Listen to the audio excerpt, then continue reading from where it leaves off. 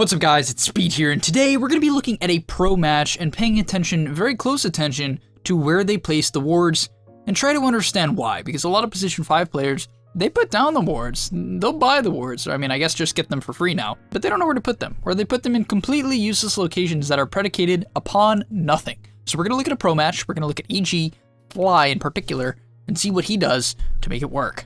If you're interested in seeing me, your boy Speed, play Invoker, I'm going to be making an episode soon on the main gameleap website of me playing Invoke. I have around 100 games on the hero, so I'm not like complete trash, but it's been a while, I'm a bit stale, so we did our best. Maybe I got dumpstered by a Kunkka, maybe I did not, but regardless, click the link down below to check out the main website. I'm making a lot of videos over there as well as the videos you see here on YouTube, so check it out, and I'll see you there. So in this game, Fly is actually playing Venomancer, and Venomancer is one of the slowest heroes in Dota. So I'm generally curious on what he will be doing to actually get out wards and make them move around the map. Also, what I want to pay attention to is actually what other heroes have the wards currently. Looks like there is one placed mid and there's one placed top. I believe that this one might be blocking the camp. No, okay, it's just a vision ward. So overall, you don't really want the wards as the 5. Don't buy both, it's not value, you should just be having other people buy them. Tell them to, so that they remember. So we'll notice he actually does ship out the 2 wards right away, so I was actually curious when I was going to this video to see whether or not EG instantly ships out wards to other lanes, like let's say they gave one to Crit and one to the Tidehunter, but it seems like he does actually take both on the position 5, so I suppose that's an option, as they manage to go on the AA. But yeah, let's see what he does. So he actually does pass one to Crit. That's important to note, guys, because he understands that Crit has the smoke. Crit is going to be the one most likely moving around the map as he's significantly faster with his boots, so it's important to do this.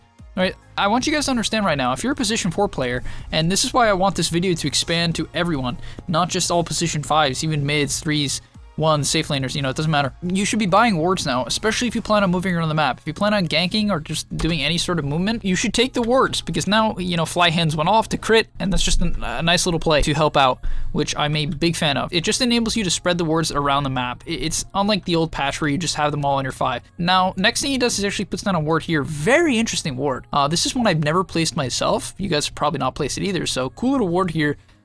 That actually gives vision of incoming TPs. They know that there's probably going to be a lot of pressure into RTC this lane, just because, you know, they pick like a lot of high mobility heroes. They have a Pugna, they have, you know, Slaughter, Beastmaster, a lot of potential rotations, right? Especially from the Beastmaster, we could see a Primal Roar very early into the game. So I like that ward. It's unlikely to get dewarded by the typical Sentry here that a lot of teams will place. So huge fan of that. I'd try that in your games. You can sort of do it on the other side of the map, same spot too. Does die for it though, it feels bad, man.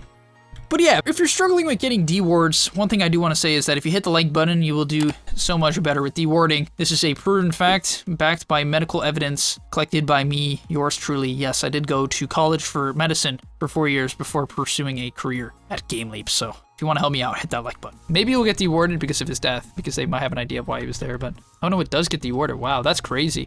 I'm actually shocked it gets dewarded like that, but they actually managed to pick up a couple kills here. This Bloodseeker Venom lane is putting in work, but let's keep on moving on to some more wards. So he actually puts another one down in his lane. He is adamant, and I mean adamant, in protecting this safe lane. Actually, let's think about it. Why would Fly be so adamant on just yeeting down ward after ward into the bottom lane, even though there's a high chance they get dewarded because pro players will constantly click on the 5 to see if they have wards? Why is he doing this? Well, they understand that Secret has a lot of heroes that can transition kills into towers very early on. So if you don't protect your safe lane, it's very bad. It's very bad. And so he protects the safe lane by putting down wards as he goes down, right? But this is a good ward because now they know that they're instantly shifting back mid, right? That's great information. It gives them, you know, the information that is going to scout Pugna and Beastmaster, because Pugna and Beastmaster both want to make plays like that.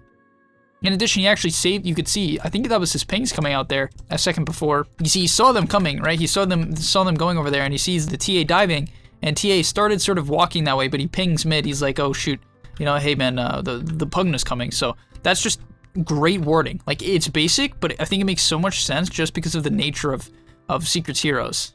In addition, now, funny enough, he's just going to be given the mid lane. It's just typical Veno Dota. You just pick Veno and you go defend mid. Pretty funny, but even goes for a Sentry Ward mid, so he knows he's going to be staticking mid, doesn't want to get ganked by the Beastmaster, so he's doing a great job of actually protecting himself and even scouting out the action rune. And once again, he does pick up the ward, so I'm curious where he puts this one down. Overall, just as a quick recap, he's putting down primarily lane wards and shipped off a few off to his other heroes so that they could have the impact. Actually getting gone on mid here. Takes a lot of damage from Nisha. As you can see, these pro teams always put a high priority on defending mid. It's basically the only reason they'll pick a hero like Veno, or the main reason. It's also a good flex pick, but looks like he gave a word to his tight under. Wait, I'm curious. Yeah, so, okay. How did that word get up there? Yeah, he must have.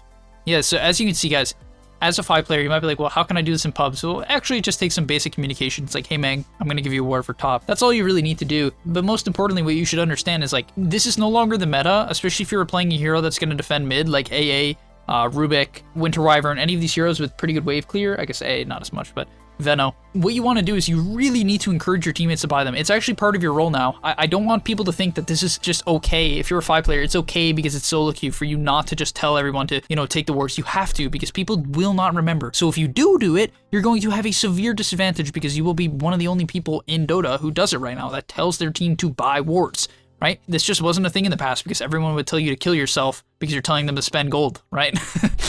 But that is no longer the case. So try to be the one guy who takes advantage of that and is ahead of the meta. That's just a great point that you should be considering. But as you can still see, he is buying the far majority of them. It's not like EG has managed to sort them out. I think in the future, this will become less and less of the case where the 5s are buying the wards. I really do. Or even just like, I don't mean buying, but like even just picking up the wards. I really don't think this will become the case for forever. I find it unlikely because it's just not that efficient, frankly. If you're a 5 player and you're just walking around the map all the time, I frankly don't like that style of 5. I am a much bigger fan of what Fly has been doing this game, which is literally defending mid. A lot of people see this as low skill. I see this as probably the best play he could make this game. Regardless though, he does pick up a smoke and he picks up wards. For all you 5 players, make sure you're buying the smokes. Curious on where he puts down this next ward, though. Might go for this hill. Gonna go for the plague ward, D ward. Very smart. One of the main benefits of Veno. Just gives you the ability to scout out. Nice. Great dewarding. Just understands that Secret wants to be playing in their jungle, so he's scouting it out. Gets gone on. Smart TP out. And now you can see, guys, coming into play here, this is the beauty of passing wars. If we look at the minimap right now, what's happening on the top side of the map? We see the Weaver and the Beastmaster getting scouted out by the ward he shifted earlier. And I mean, I guarantee maybe Bloodseeker does anyway here. It doesn't seem like he has a great way out, yeah. Even Abed seems like he might be dead. Oof, close. That ward, though, saving lives. Unfortunately, it didn't save Arteezy, because I believe they might have been smoked from the top side at least. Not the main heroes, but that's just absolutely huge. And wow, fascinating ward. I mean, Fly's warding this game is really, really different. Like, the first thing we see is a ward up here. Now we see one by the Roshan pit. Now, let's think about it, guys, because once again, is this random? Do you think he's just checking these down, or is it based off the fact that the enemy team has a Weaver, Beastmaster, Slaughter? Obviously, I think it's that. He understands that this team, after they get a kill in towers, 100% are trying to play Roche. That is exactly why they are taking the top tower right now and not bottom tier 2, right? Because they understand if they take this tower, they are severely limiting, you know, EG's ability to wrap and make different smoke plays and movements around the Roshan pit, which is a main objective of their team comp, right? Obviously. You can just look at it. So he's adapting. If the enemy team had a TA or an Ursa, or they do in your pubs, one of those heroes that can solo Roshan, a Huskar, right? Doesn't matter. Wraith King, I don't know. And any of these team comps, Avenge, you need to be doing this because now, look, immediately scout it out. Fortunately, the Veno ward might actually give away a potential ward here, but most people, they're going to try to deward here or here, right? This one, that is really hard to see. So one thing I want to note is that he doesn't just preemptively throw down wards every time there's an engagement. I'm sure he'll throw them down in team fights, I would have to imagine. But you notice here, like, as they make a play onto this Beastmaster who ends up TPing out, they kind of lack quite a bit of stuns. But, you know, they go on this Beastmaster, right? He doesn't actually just instantly throw down a ward. Like, for me, I probably would have thrown down one over here in anticipation of them running in from their shrine, but he doesn't do that. He's actually very cautious about his wards getting dewarded. He knows if he doesn't sneak them, there's a brutally high chance they'll get dewarded by players like Puppey. So he's actually going for a lot of safe wards. Like, it's really, really cool because, like, you really have to think about why he's putting down this ward. It's like, is it because they're trying to protect their jungle? Kind of. Yeah, I think that's the case, but I think they're more so trying to prevent from a wrap or a smoke play from Secret potentially. In addition, it sets up for a fight around this bounty rune and this outpost a little bit later on, right? Around the 20-minute mark when they become prevalent again, which the ward will still be up by. So, yeah, I just think it's cool that his wards are more so defensive than offensive this game. It seems like EG is overall cool with trying to farm things like BKBs, right? Their TA sort of needs one, Bloodseeker sort of needs one to fight against this Secret team comp. So overall, I kind of like what they have going here overall. I think it makes sense, and I think his warding is aligning with their playstyle. However, it looks like he's getting dewarded, yeah. As you can see, the dewarding from these pro teams is off the charts. Like, you might want to know how they do that. Well, obviously watching the enemy team's replays, they're going to watch them a ton to try to understand what the tendencies of players are, but also what they're going to do is constantly click on your inventory, and if you have a ward top and then they see you again mid without one, they're going to have a really guess that your ward is top, right? Obviously, because if you go top, you have a ward, then you go mid, you don't. It's like, okay, you know, the ward is either mid or top, most likely top. Okay, next thing that he does that I really like, I think this is heads up and super smart as a position 5 player in general, is obviously he's Veno, so he can plague ward the high grounds, so he doesn't put the sentries on the high ground. You can use your flying courier if you have one to do that anyway, but the main point I want to talk about is he doesn't actually put down any wards until he is sure that they have no vision of him, right? A lot of players, what they do is they'd first put down their observer in some area, and then they would start going for some D wards. But he does it the other way around consistently. Right now, he's like, okay, they have no vision here, I'll chuck down a hill ward, right? Protecting his team and giving them vision of a potential invasion from the bottom side. In addition, he sort of does the same thing here. Once again, he just believes his team is going to be protecting Roshan at this point in the game, so he's sort of just being the gatekeeper. Once again, the secret running in, but the ward actually scouts them out here, and this is the power of this ward. They're going to get a potential kill onto Puppy here. No, it's going to get instantly dewarded. It's so hard to ward in these games. It's actually insane. But as you can see, once again, trying to protect the Roshan pit. Whether or not it worked out, the idea is there. I just want to point out that their idea of their wards is always there. Like the one bottom, I don't think has a specific purpose. I just think it's a good ward that gives vision and will be less likely to get dewarded than the hill ward. You can see every single time after a fight, he is very diligent, consistent too, about going for D-wards. So he's like, okay, you know, if people take a fight in these high MMR games, and you can take it out of the opposite point out of it after I'm done with this, but after the fight ends, they understand that there's most likely going to be wards in the area because these pro teams want vision of the area they're fighting in. It's a big way for them to win the fight. So they get down a kind of a weird D-ward. These wards are so bizarre in these pro games because they're just trying to hide them. But they get a D-ward down, and moving on from there, right, he is not putting down a ward instantly because he still doesn't know if they have vision of him, and it's just a bit too obvious. So he's seemingly trying to be a bit sneaky about the obs this time. Cool little ward here, guys. This is one I don't think anyone throws down, which makes me upset because I think these are some of the best wards in the game.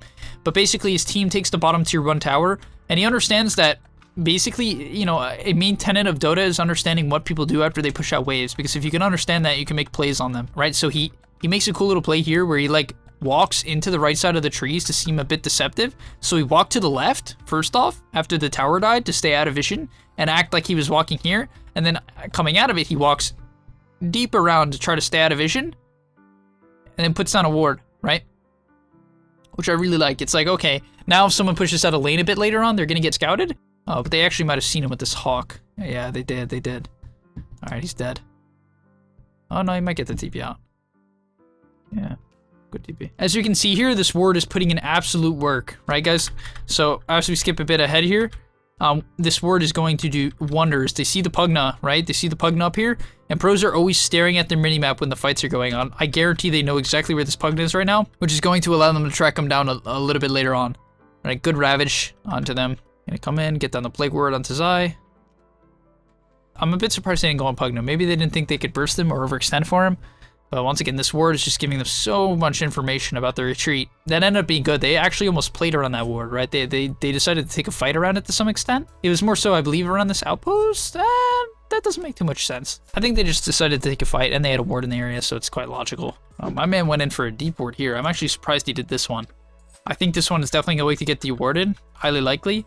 However, he goes in deep, so maybe he's just hoping that they don't see him here. The Seeker kind of pushed to the north side, and he puts down a couple sentries to see if they have any vision, and he doesn't find any. So he feels confident just chucking one on the hill. If that stays up, that's a huge ward. Unlikely, but it could. No. Okay, so they get a pick off around the Roche pit. Using the Veno wards just to scout out areas is so important. This hero is so good for that reason. It's one of the main benefits and one of the main reasons why I think EG just prioritizes this Veno hero a lot, even as a 5, because it just, the Plague Ward vision is just so strong. It's so hard to kill them as well, which is the crazy thing. Okay, they smoke up, and they're going to actually play around this ward, guys. I want you to kind of see this. I mean, they see the Slaughter mid, so they're like, oh, okay, we'll just try to kill Slaughter. I don't know if they're going to actually go on him. No. But you can see they're trying to play around their ward. This is something pro teams do a lot, and you should try to do in your pubs as well. What the hell? That career is going to die. Alright, I'm gonna tell my man. Yikes. Oh, he got the telescope. That's GG. As you can see, they're trying to play around their ward. It's actually really important. It seems like minute. It's like, oh, you know, they're just playing around a ward. It's actually so, like, it's something I never see in pubs, ever. And it's so unbelievably strong. It's so unbelievably strong just to have the pure vision advantage of a high ground ward, which is exactly what they're doing. They're kind of trying to catch Secret on a retreat. They're trying to use Ramses as a bait, and then catch them on the way out. But unfortunately, it seems like Secret knew the whole time because they had a ward on the hill there. Yeah, they go for a smoke. They do have this deep ward down, which is going to allow them to make a play on it. And that's exactly what they're going to try to do. They got the rupture onto the Weaver, but he does end up dying there. Yeah, I remember that from watching this. Yeah, now that this ward to the right is giving them such good information, saying basically, because they don't see anyone there, they know everyone's on the left. It's actually really important. So I just love that they're kind of forcing Secret around these areas and enabling them to play around this giga strong high ground ward. Okay, EG getting initiated on. I'm curious to see if he puts down a ward on this high ground here. Yeah, he does. Okay, he does. And as you can see, it doesn't actually give any vision in this particular fight because the Tidehunter already went in. But typically what you want to do is you want, like when a fight breaks out around a high ground, you just use a ward. It's so good because it gives you so much information. Dude, his ulti's never hit anyone. No toxic to fly, man. His warding is 10 out of 10, but these ultis have been a good 2 out of 10. Regardless, I like the high ground ward. It's like, okay, if fight breaks out, you just give vision for your entire team. It's super nice. Okay, so EG is invading here. I'm curious to see what he does, if he goes for a D-ward or not. He's definitely going to try to sentry the area, that's for sure. Sentries the area, no observer ward yet. He's very careful to just like chuck down wards if he doesn't think his team can play in the area or not, seemingly, unless they're very hidden, but this one is obviously not going to be hidden, as Secret knows they're playing in this area, and will stay in this area. Can't really tell what he's trying to do here. He's considering putting down a plague ward. Okay, he uses the Force Staff to get down another lane ward. As you can see here, guys, I think lane wards are the most unpopular wards in pubs. Not because like people dislike them, they just forget that they're an option. This ward gives so much potential information because if a hero on Secret pushes out the bottom wave, they're going to know if they keep going, they're going to know if they go to the left or the right. In addition, it allows them to get a pick-off right next to the tier 3 tower, which is a big deal. Because if they get a pick-off on that ward, they instantly can go high ground, which is pretty massive. In addition, right, he now knows that no one's pushing out a bottom. Oh, he's like, oh, Slaughter. Slaughter's pushing out. Trap comes out here. Bullying the Slaughter a bit. I mean, Bloodseeker's popping off in the top lane. I don't know. I don't know what's going on over there. But as you can see, this lane ward is so good. It just completely tells them whether or not someone's leaving the base to shove the waves. Because people always have to do this, right? You have to push in waves in Dota. Put pressure and relieve pressure.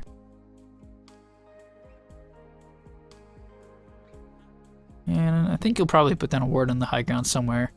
He's in base. Okay, now they call GG. Hopefully you guys learned a lot about warding there. I think there's a lot of good points and good things to think about how he's very secretive about his wards, how there's so many D wards just because people click on each other a lot more, and understand that, you know, like if you're in a certain area, you're probably going to put down a ward there. Maybe that'll help you get some D wards in your game as well, but really just be creative with your wards. As you can see here, he doesn't just put down the obvious hill wards all the time. He did get down one this game, which gave them a ton of value, right? So if you can sneak those down, by all means, like if you can get them down and they're going to stay up, get them down, right? Those are still the best wards for the most part, you know, if they don't get dewarded. But the thing is, they usually do. So instead, he goes for a ton of lane wards this game, an absolute ton. And just finally to recap about the early game, he went for many different lane wards this game, which I think is very smart because it prevents this potential aggression from Secret that can transition into towers very easily because their two high-level heroes will be the Beastmaster and the Pugna. And typically, the high-level heroes are going to be the ones making plays in the side lanes, especially if they're a hero like Pugna and Beastmaster. Not always, right? It's not like, oh, you're a high level or you're a mid laner, you have to gank side lanes. That's not the case at all. Depends on your heroes, but Pugna is definitely one that would consider it. And as a result, I think they win this game. So thanks for watching. Hopefully I'll see you in the next one. Are you tired of being hard stuck at your rank? Over at gameleap.com, we have a library of hundreds of guides authored by pro players and coaches covering literally every aspect of Dota. Whether you're looking to master a new hero or role, or just polish up your existing skills, GameLeap is the proven place for competitive gamers to hone their craft and unlock their secret potential. Hit the link on screen right now, to take advantage of our special offer for a 25% discount, guys, 25%, and start your journey today.